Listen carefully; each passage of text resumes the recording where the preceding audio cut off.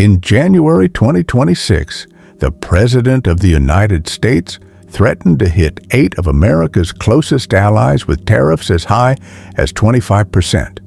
Not over trade, not over defense spending, but over a single island most Americans couldn't find on a map: Denmark, Norway, France, Germany, Britain, the Netherlands, Finland, Sweden, all NATO allies, all suddenly facing economic punishment because they wouldn't support the United States taking control of Greenland. And here's the part almost nobody remembers. This wasn't the first time. It wasn't even the second. America has tried to buy this exact island 3 separate times across more than 150 years. And this latest attempt came closer than any of them to breaking apart the most powerful military alliance in modern history. Before I get further into this, I want to ask something of you directly. This channel only exists because people decide it's worth sticking around for. If you've made it this far and you're finding value in this, hitting subscribe isn't just a formality. It genuinely tells me whether digging up stories like this one is worth continuing. If you're already subscribed, thank you sincerely. You're the reason any of this keeps happening. All right, let's get into how we actually got here. The idea of America owning Greenland isn't new. It isn't even close to new. In 1867, the same year the United States purchased Alaska from Russia, Secretary of State William Seward quietly explored the idea of buying Greenland and Iceland from Denmark as well. It went nowhere. Then, after the Second World War in 1946, President Harry Truman's administration made a far more serious offer: $100 million in gold, a substantial fortune at the time, in exchange for the island. Denmark said no. For nearly 80 years after that, the idea mostly disappeared from serious diplomatic conversation, until it didn't.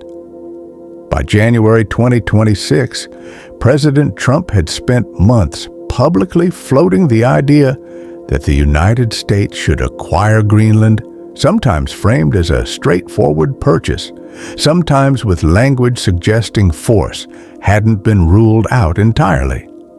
On January 16th, he escalated dramatically.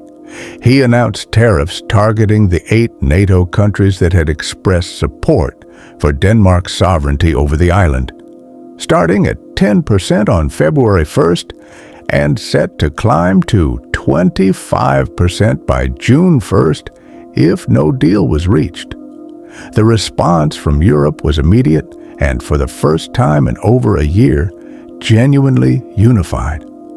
The European Union prepared to retaliate with what analysts nicknamed a trade bazooka, up to 93 billion euros in counter tariffs, backed by the EU's rarely used anti-coercion instrument, a mechanism designed specifically to restrict American companies' access to the European market entirely.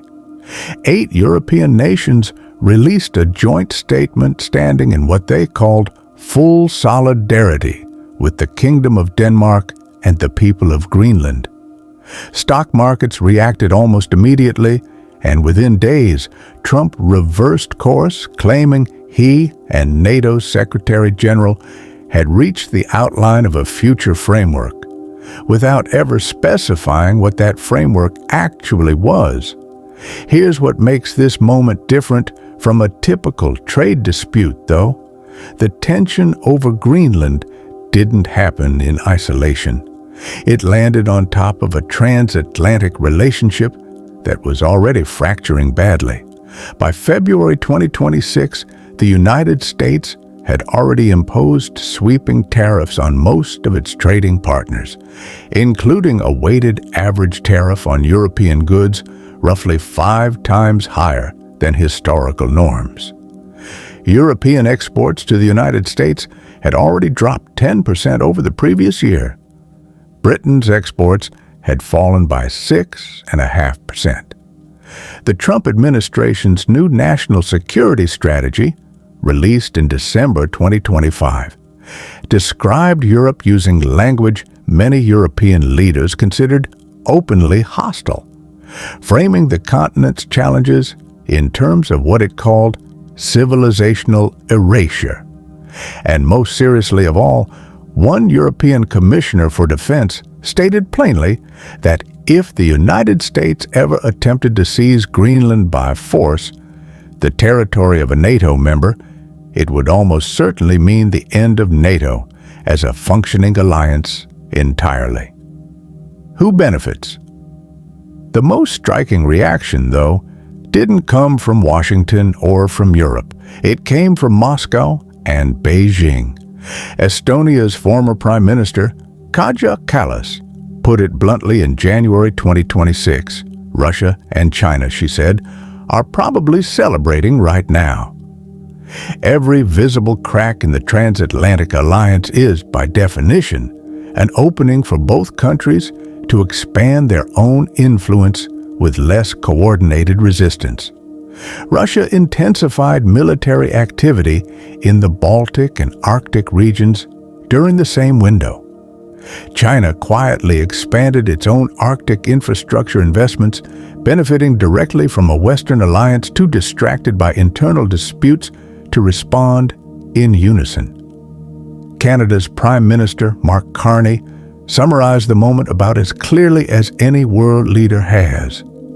Speaking in January 2026, he stated that a rupture in the world order had occurred and that the world's middle powers would now need to act together, independent of Washington, to protect their own interests going forward. Whether the framework Trump referenced ever becomes a real deal or simply fades the way it did in 1867 and 1946, one thing is already different this time. The first two attempts to buy Greenland were quiet diplomatic conversations that went nowhere and were mostly forgotten. This one was public, aggressive, and backed by the threat of economic punishment against America's own allies.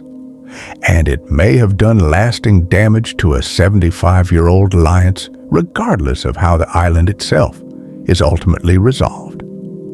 Sometimes, the most consequential moments in geopolitics aren't the wars that get fought. They're the quiet questions about who a small island of 60,000 people actually belongs to, and who decides that answer.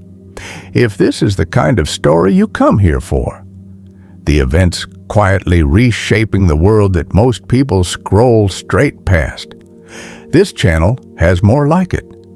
We've covered the king who stood between America and Canada during this same period of tension, the Cold War pattern that's predicted war 16 times in 500 years, and the last time the Strait of Hormuz pulled the world's most powerful navy into open conflict.